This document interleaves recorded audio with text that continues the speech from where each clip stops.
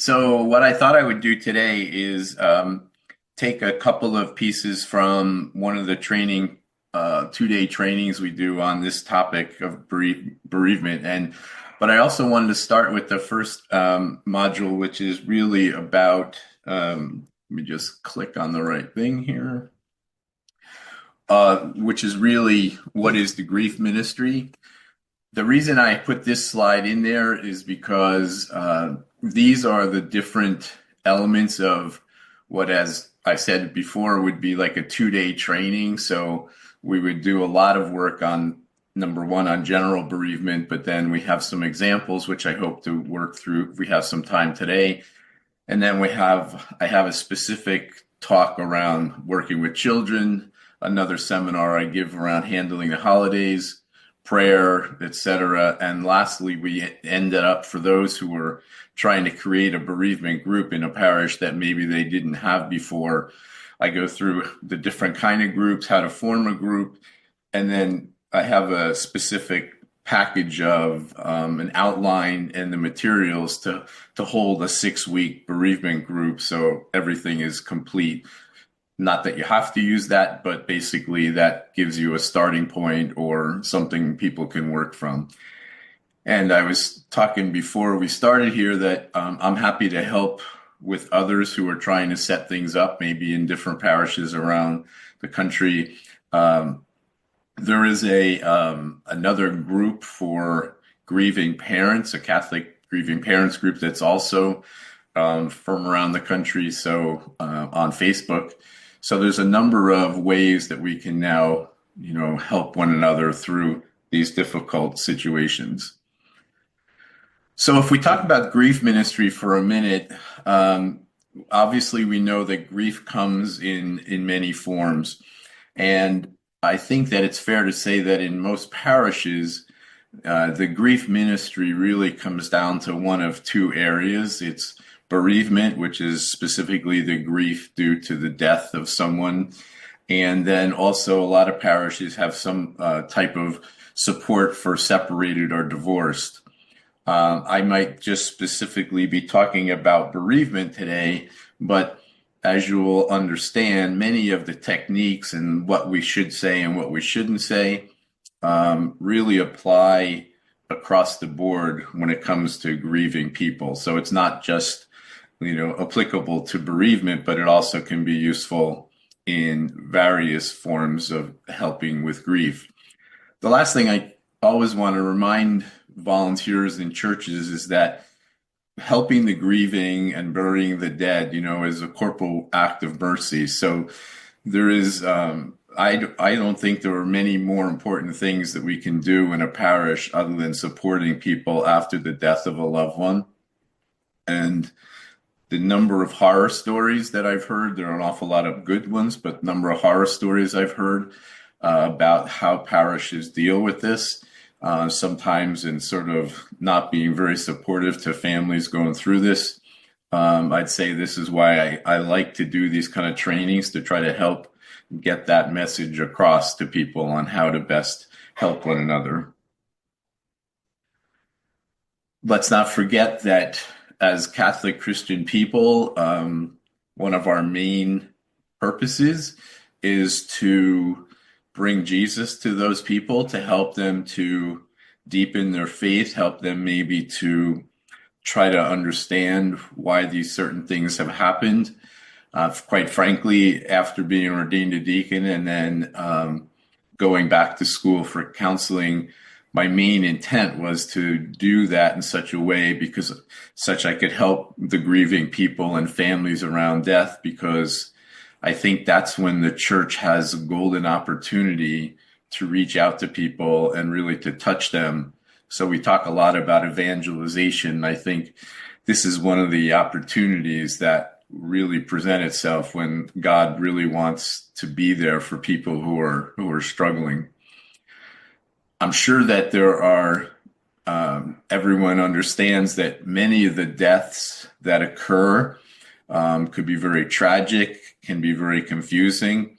I just yesterday talked for about 90 minutes to a young mom whose 7-year-old died, and there was never any signs of any kind of illness, got sick one night and was dead within a few days afterwards. So the questions about, well, why? Why would God let this happen? Or where is God? Why did he do this to me? Or why did he let this happen to me? Whatever those questions might be. And there are some much better ways to address these kind of questions than others. And so that's going to be part of what we're going to talk about today. But I think that it's fair to say that grief ministers, people who are volunteering their time and they're willing to go into this kind of difficult situation with people, are really can be very much an angel to somebody, so to speak, who's going through this, to be able to reach out to somebody who knows how to help them, who knows what to say, doesn't question them, doesn't, challenge them, but can be somebody who really is just Jesus to them, can be really a great way to help people with their faith. And the one thing that, if you would go through like a full couple of days of training or something, and maybe you've seen this in your own personal life, my experience is that often what we might consider to be our like natural response or the things that we should do are very often not the best approach for helping a grieving person. In fact, and I'm being a little sarcastic and sort of not at the same time, often I tell people that who are grieving that what a family member or a friend who isn't really trained or whatever in this area, what they tell you to do, you should pretty much do the opposite. And for the most part, that'll be more appropriate in many, many, many cases. And I have examples of that at some point if we want to discuss it. The other thing is a little tricky in my mind, doing things like this in a parish as compared to maybe a hospice or some of the other places where professional people might be. And that is that a lot of parishioners are really well intended and really want to be good to people and to be helpful. And that can be very good as far as helping the grieving. But the boundaries at which where they have to stop what they're doing and push that now to somebody else or some other professional person or whatever, that's just something that I believe needs to be, looked at carefully when we're setting things up in a parish setting. Okay, so what are some of and I think this is interesting because I don't think people recognize all the various types of bereavement ministries that parishes can employ, and there may be ones in addition to this. One of the most common things when I look through bulletins, and the easiest way for me to find out like what a diocese is doing is I try to go to the various churches and look at their bulletins to see what is listed. And the most common form of bereavement ministry, I would suggest, is the third one there, which is like food and hospitality. So it's doing something to provide food for the family, helping them with meal preparation, making lists of who's going to do what for people. And that's all well and good, except the only thing I would suggest is that most grieving families, soon after the death of a loved one, food and eating is very far down on their list. But and we'll talk about the time frame in a minute, but the time to bring people food and to sit down with people, and for a parish, I think it's a great opportunity, is something like 6 months after the death of a loved one, even more so than in the very beginning. But let's look at, so what are the different types of bereavement ministries that we have? So one of the most important ones is right up front, is funeral planning. And some parishes, the priest or the pastor does this himself. But in many places, especially if the parish is a little bigger, there are funeral planning ministers, let's say. And the beautiful thing about that is they're the first people to meet the family who has had the death of a loved one.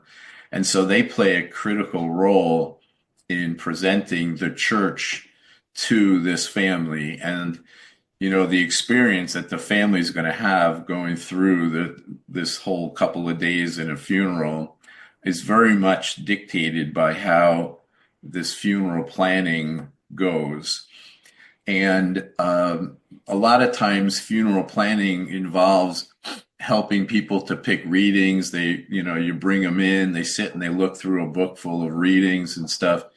One of the things that my wife and I actually did, we were the coordinators, if you will, at funeral planning in Florida in my parish.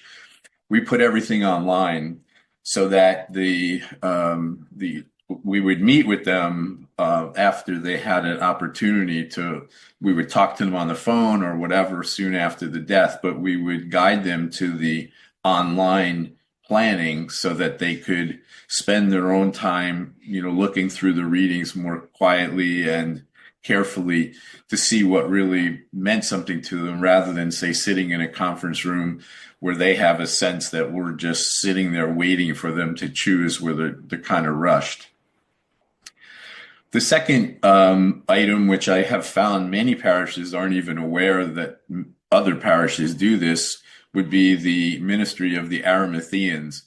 And what the Arimathean ministry is really all about is having a number of people, mostly retired because they have the availability, who attend every funeral. So you might have 20 people who, for the parish, and maybe 15 of them at any given time might show up.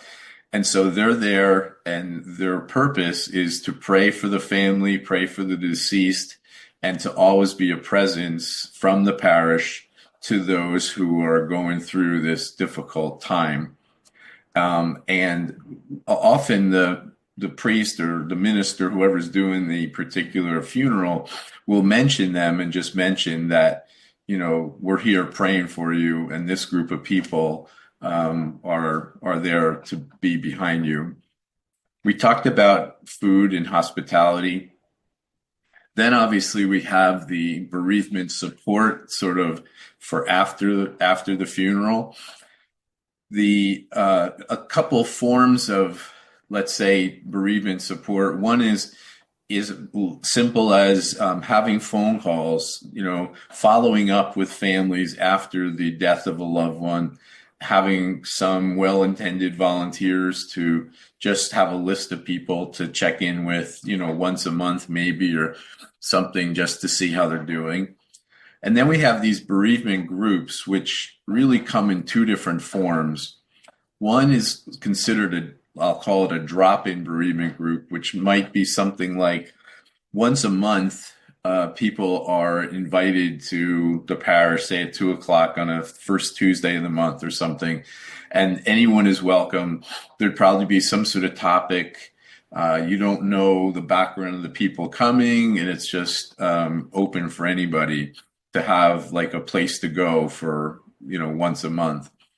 The other type of group, which is more traditional as far as therapy is concerned, is what I would call a closed group, meaning that the people start out together. So let's say you have 8 or 10 who sign up. This group they start out together, and then they go through the following 6 or 8 weeks together. And once it's started, nobody else is allowed to join it.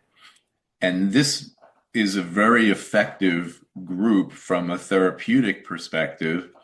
But for a parish, sometimes it's complicated in the sense that they feel awkward telling someone that, well, we just started the group a couple weeks ago and it's kind of too late, so you can't join. And the problem is, and it's understandable, but the problem is that this 6 to 8 week closed group, they create a thing, if you call it that. So they bond together. And every time you add a new person into that group, then the whole dynamic changes. So if you constantly had people coming or going, but mostly coming in at different points in time, then the group never forms, and therefore they never really will go as deep in sharing how they feel and their situation. So it's kind of kind of a situation where you just have to, parishes just have to figure out what it is they really want to do and what other opportunities for these other kind of groups are out there.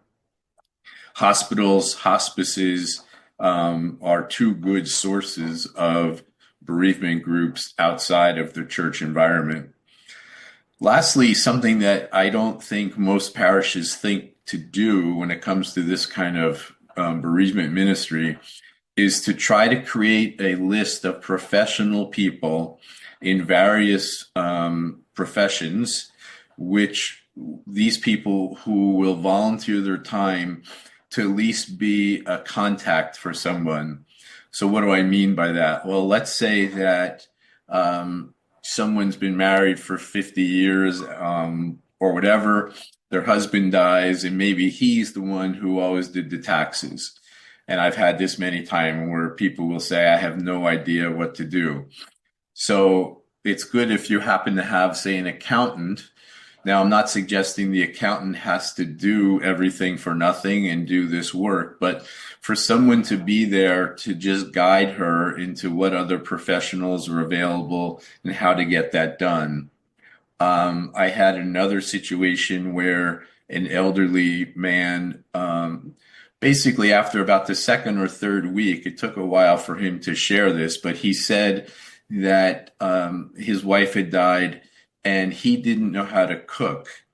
And he was very afraid to tell me that because he didn't want to imply that that was the main function of his wife. But at the same time, he shared that he financially wasn't that well off. And so going out to dinner constantly was draining his finances. And so what I arranged for him, this is when I was actually working at hospice, what I arranged for him was a young woman who was a professional chef who loved the opportunity to train other people or to help them. And so she had, went to his place a couple times, or he went there, I don't recall. And she showed him how to make some basic meals that he was then able to cook for himself.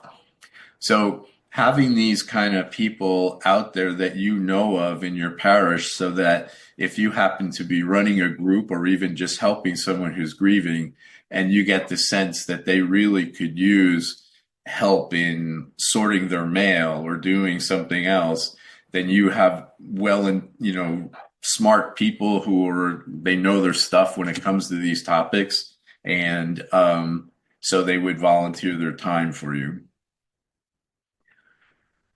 Okay, so parish training. So as I said before, many programs, or we just talked about this. The other thing to keep in mind is that all these programs are helpful, but they really all have a time component to them. Like when are they best served for people? When I show you something about time, I'm gonna talk about the timeline and what people generally go through. But I'm going to give you this item that, a lot of times you'll hear people or hospices or different groups say something like, well, this person just had a loss a month ago and they should not join this bereavement group. And a lot of times that's misinterpreted by the grieving family member as they don't want to help me, for example.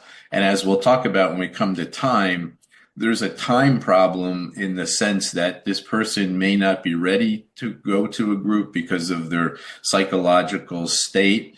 The pain of listening to somebody else's grief may be too early for them to be able to handle.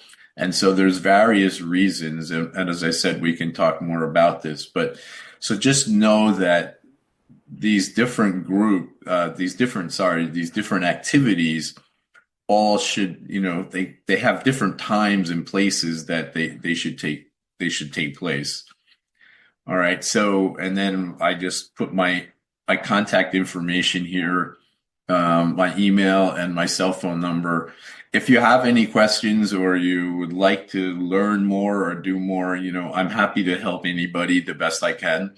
So, I just wanted to make sure that you had that information. Now, so what I'm going to do now is I'm going to shift into a beginning of some of the training I would do for general bereavement. And the first thing I'm going to use is a slide that a woman whose husband died in a motorcycle accident years and years ago. And I thought she did such a good job of summarizing what a grieving wife or any griever really needed that I asked Lori, her name was, that if I could use this. And she said, sure. And so I think at this point in time, probably 15 years later, every bereavement session I've given, I start with this particular slide. So she said, and the reason I think it's important is because I really believe she summarized very well what we need. She says the first thing, please talk about John even though he's gone. I need to talk about him and I need to do it over and over. So this is a number one question amongst a lot of family and friends saying, is it okay to bring up the fact that he's gone? Is it okay to mention him? Will I upset the person too much, or is it okay, or whatever? So here is a grieving widow telling us that yes, she wants to hear about her husband, but, and the but is big, but don't be surprised if it seemingly upsets her and she starts to cry, because that's what the grieving person needs to do. And we'll talk about tears a little more. She says, be patient with my agitation. Nothing feels secure in my world. Well, to a grieving person soon after a loved one has died, their world does seem to have turned upside down. And I could tell you loads of stories that kind of indicate early on that people are just really in a place that they don't know if they can even, put another foot forward, that they can just keep going. And she says, be patient with her because of the fact that her world just seems like it's just, stopped functioning. It's just totally gone. She then comes on and to say this next one, which I've heard so many times, which is don't abandon me with the excuse that you don't want to upset me. In other words, don't use the excuse of you never called or you don't reach out to me or whatever else because you didn't want to upset me. So people who are in this situation, who are grieving, and friends and family have just sort of leave them alone for fear of saying the wrong thing or whatever. The grieving person feels abandoned and they really feel like, the closest people who they would really expect to be there for them often are not the ones who are there. And it's interesting that this woman I was talking to just yesterday thought that had numerous siblings, and she was telling me how the one that she expected to really stand in there for her, having had her child die, was not the one at all, but one of the siblings who she was really not that close to has been the one that's been the most, stable for her. But men particularly get upset over friends who ignore them in situations like this. Get comfortable with my crying. Sadness hits me in waves. So people can cry, they can cry, and they can cry, and they should cry, and it's never too much. And at the end, she says, just sit with me in silence and hold my hand. So if you ever want to know how to help a grieving person, just sit with me in silence and hold my hand. She goes on to say, just because I look good doesn't mean I feel good. A lot of times people say things like, oh, you're looking good today or whatever. And a grieving person often says, well, how did I look yesterday? Or why do you, what's going on there? And then she says, ask me how I feel only if you have time to find out. And most people, when they say, how you doing or something like that, they really don't have the time to really understand how the person is doing. And to the grieving person, that's upsetting because they're looking for people and opportunities to share how they're doing. And then I'm going to jump to the very bottom, and she says, spread the word about what I need so few know what to do. And so that's where I think parish ministry can really come into play, because we can be there and spread the word and protect the people who aren't really in the right position. The grieving person is not really in the right position to be able to teach others how to deal with them when they themselves are in that grieving place. All right, so an expression or an acronym, I guess. Let me just take a cup of tea here. So an acronym which I coined as far as how to help the grieving is the word love. So, and I'm going to go through each one's what these mean. But so we need to listen, right? We need to listen with an open mind. We need to validate the feelings of people, don't correct them.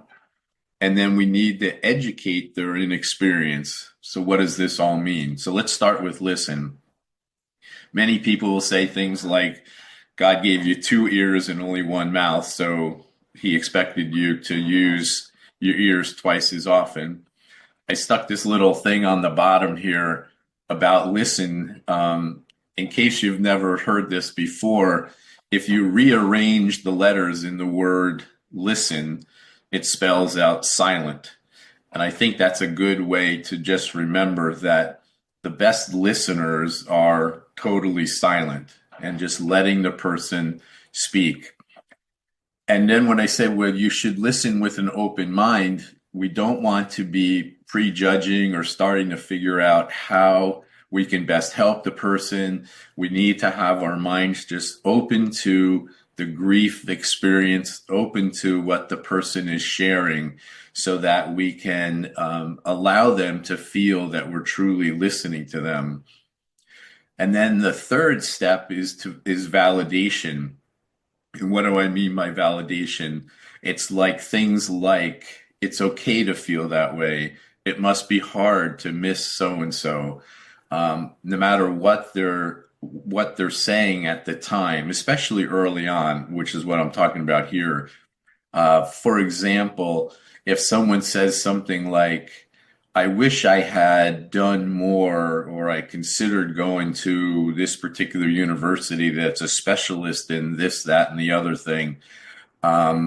Let's look at the fourth item, which is the E, which is educate. And what that means is that you're going to give them sort of an intellectual answer, or an answer that's going to the brain of the person.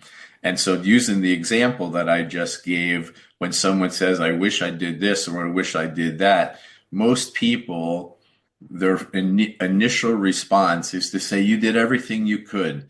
You don't feel that way. You were a good wife, a good husband, or blah, blah, blah. And that is the total wrong thing to say, because that is educating. You're trying to convince them not to feel a certain way. And none of us has switches on our backs, which just basically tell us to flip the switch on how we feel. So what we want to do is we want to validate the way they feel by saying things like, it must be awfully hard that to be now without him. And it's understandable how you could wish that you had done things differently, because you would wish that the outcome would come different. And it is very natural for grieving people to go through this cycle of always trying to figure out what they could have done differently, what might have caused this, especially like if something happened, then they feel like they could have done more, or, whatever, because in a lot of times there are many issues that lead to the death of somebody that someone can feel responsible for. And so by correcting somebody. So if I said something like, I'm feeling, or someone said to me something like, I'm really feeling terribly sad today. And I said to them, oh, well, stop feeling sad. Don't worry. Everything's fine or whatever. I can guarantee they won't talk to me anymore. And there's no reason to, because if they can't share how they feel and have me try to understand how they feel, why would they bother even, sharing more with me? So it's something very interesting to try to remember if you yourself are going to be involved with helping grieving people before you, and I know it's hard to do this before we end, but it gets easier as we go through it. Before you answer somebody who has said something to you who is grieving, try to consider, am I validating the way they feel, or am I trying to talk them out of it? And am I trying to educate them in such a way that they won't feel that way anymore? Because the reality is that, this takes a long time. And so for us to try to tell people, cut it out effectively, it's almost impossible for people to do it.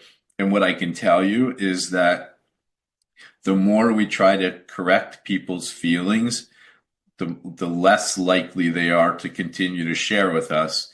And then in addition to that, all that frustration or all those feelings that aren't being shared are sort of being compressed into the person in such a way that then when they finally do have something happen, they just blow up, because I call it like the volcano effect, where, if you don't let it out a little bit at a time, sooner or later it comes out in a big way. So it's important for us to always try to remember to validate the way people feel and less of the educational part. And if you think about it another way, it's as simple as this. Grieving is a heart problem. Educating people, like, don't feel that way, don't think that way, that's a brain thing. And a lot of times the answers that we give people are more addressed at their brain than they are at their heart. Telling people, well, it'll get better someday. All right. Well, that's not a validation of how someone feels now. That's an education of how you believe it'll go down the road.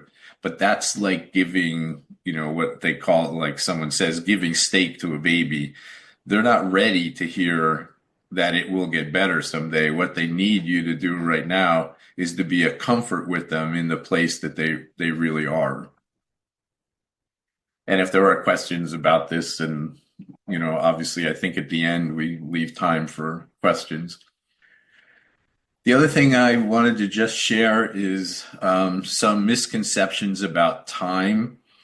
I say here there's only averages. These are average experiences. I'm not suggesting that anyone's death is just average, but if you were to take 1,000 people and you were to look at what happened to them after the death of a loved one, I think that the world doesn't quite get this, because the typical duration for people who are grieving to start to feel like they're getting somewhat back to normal, although it won't be the same normal as it was when the person was alive, is approximately, I'll say, a year or two, not a week or two or a day or two. So what happens to people? Well, the first few months, I would say a lot of grieving people are in some sort of state of numbness.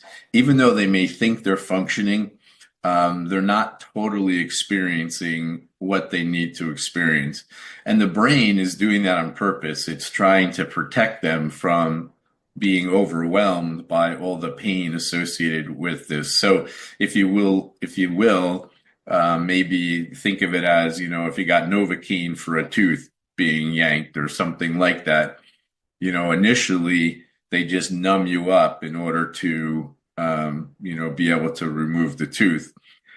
But then 3 to 6 months after the death of a loved one, and if I had to pick between 3 or 6, I'd say it's closer to 6 or so, that's when the pain really gets worse.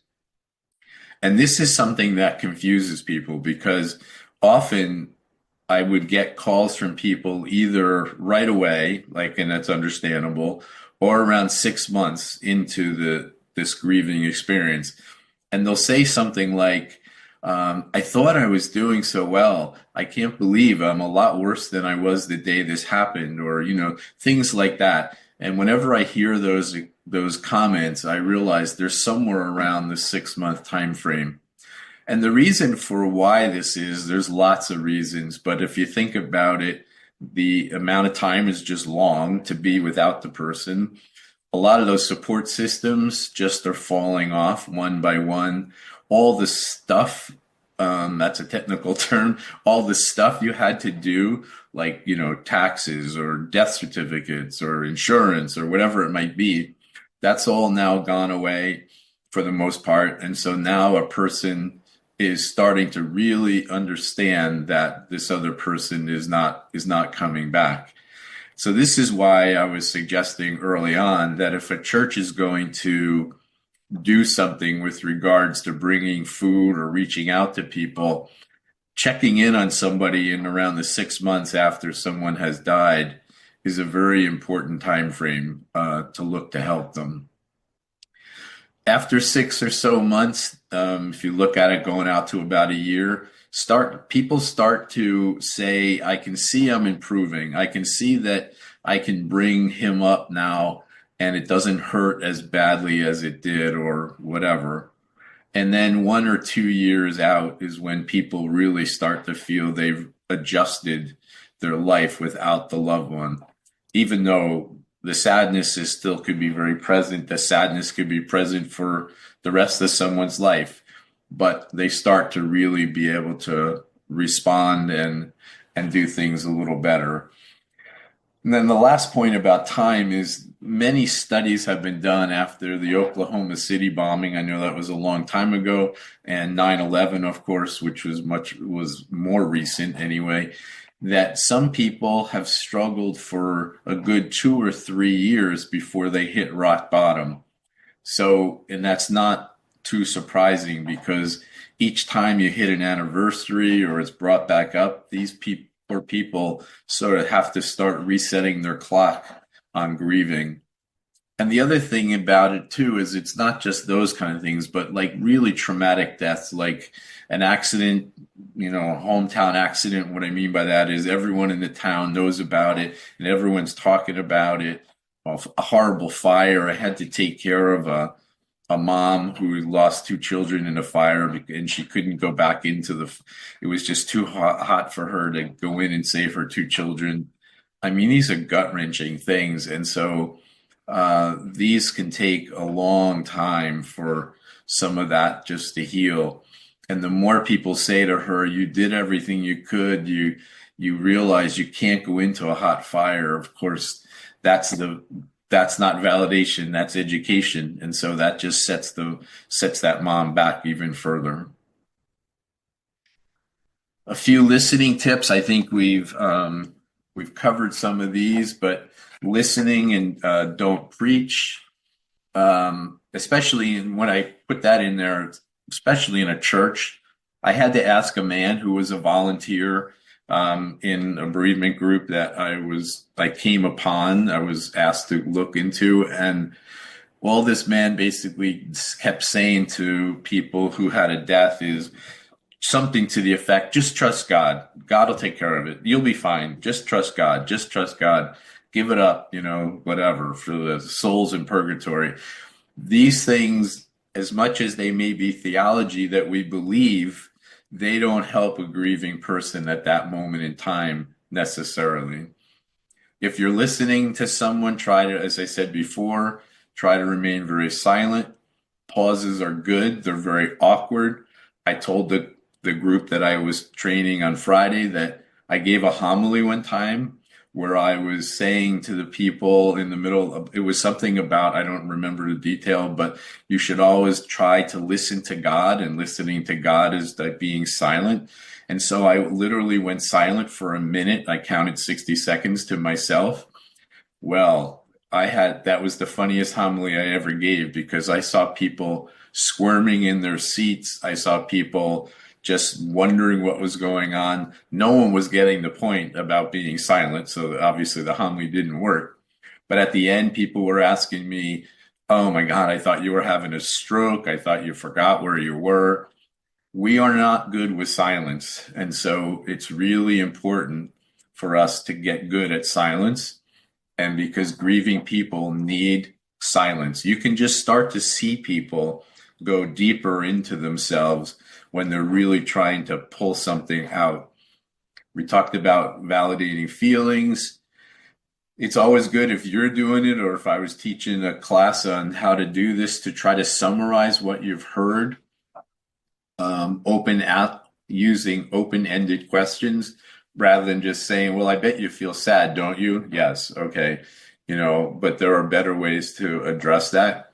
And then I was saying here about kids, but I won't go off onto a whole topic on children right now. But a lot of times it's better to ask a child another question to get more information, because often a child doesn't ask the true question at first, what they're trying to understand. So if someone says to you, my kid keeps asking such and such, and the reason he keeps asking such and such is because no one is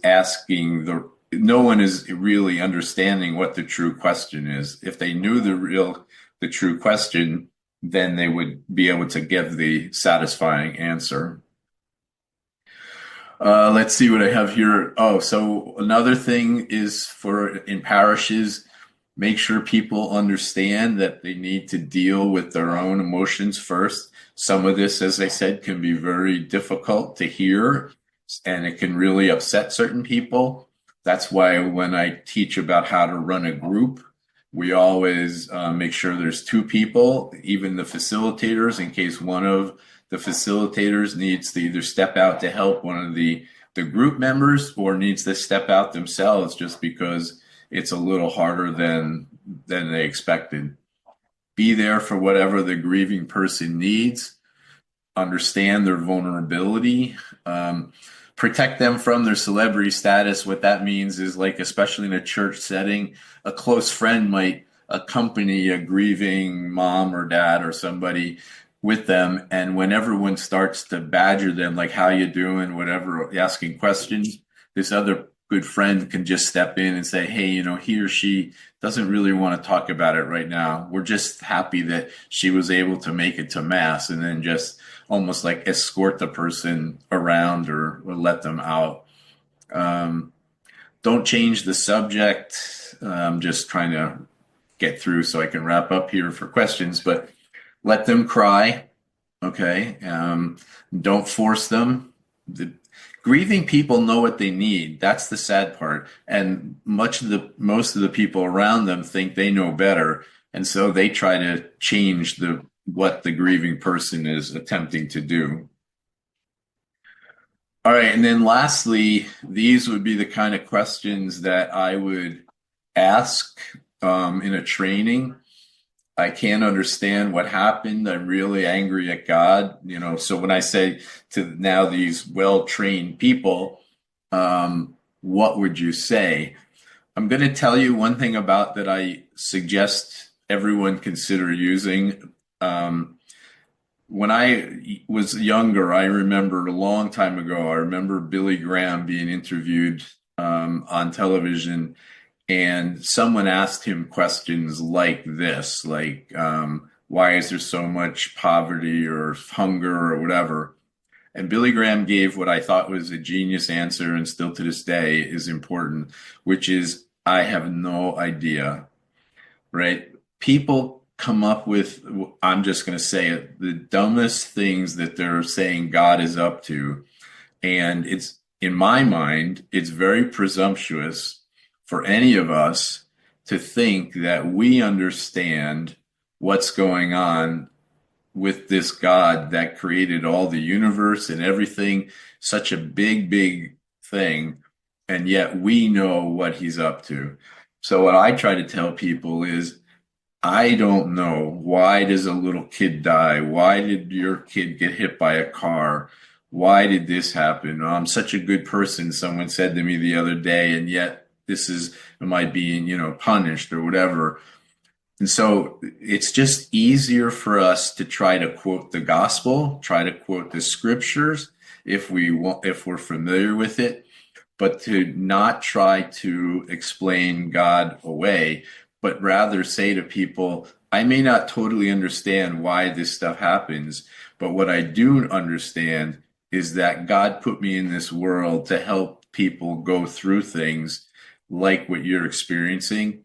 And today I'm here to help you. And maybe tomorrow you'll be in a position to help me. And that's the way I try to address some of this. Okay. Um, and so these are the kind of things that we go through, but I won't, since we can't really quiz you, so to speak, on here, but you just get a sense of a lot of these things.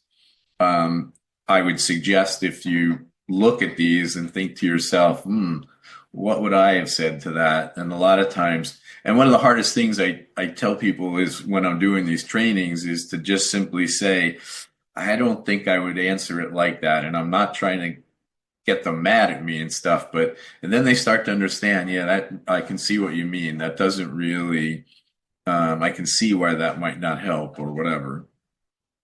So I think I was supposed to go to 150, and I believe I'm right there.